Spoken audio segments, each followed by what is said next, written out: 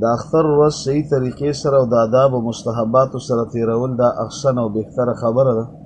څه کارونه داسې دي چې هغه مسنون اعمال دي، مستحب اعمال دي، په هغې باندې عمل پکار دي. د اختر په ورځ باندې د شریعت مطابق خپل آرایش کول، خپل ځان جوړول، لومبې غسل کول او مسواک کول، خوشبو لګول او د خپل طاقت مطابق ښې کپړې اچول. که د چا وس کېږي نو نوي کپړې اچول، که نوي کپړې دي نو کپړو کې مزیدارې کپړې د اغوستل او د خوشحالۍ اظهار کول. حدیث مبارک کې راځي اربعة من سنن المرسلین، څلور اعمال د ټولو پیغمبرانو مستقل سنت اعمال دي. الحیا والنکاح والتعطر والسواک، ټولو پیغمبرانو کې حیا وه، ټولو پیغمبرانو نکاح کړې ده، ټولو پیغمبرانو مسواک استعمال کړی دی او ټولو پیغمبرانو خوشبو استعمال کړی دی.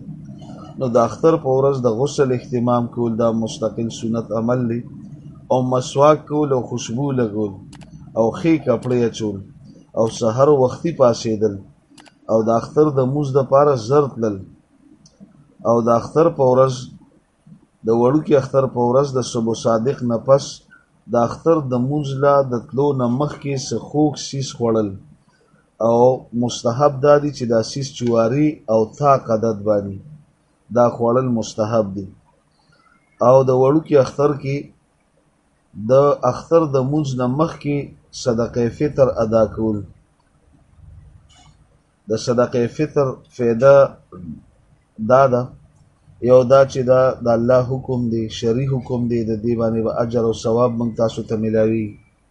او بل دا چې په رمضان المبارک په دې روجو کې چې کوم موږ نه کمې بیشې شوي، ګډې وړې خبرې شوي او لایاني، چغلي، غیبت، نو په دې صدقه فطر او سرسایه سره به الله جل جلاله موږ تاسو ته هغه معافي وکړي.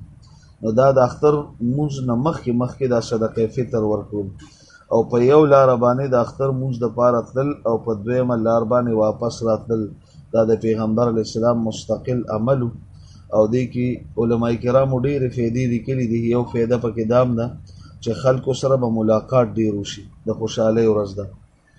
او د وړوکي اختر دپاره چې مونځ لځې نو په لاره باندې تکبیرات ویل په مزه اواز سره، الله اکبر الله اکبر لا اله الا الله والله اکبر الله اکبر ولله الحمد، دا په مزه اواز سره. او غټ اختر کې چې کله د اختر مونځ لځې نو په اوچت اواز سره تکبیرات ویل، الله اکبر لا اله الا الله والله اکبر ولله الحمد.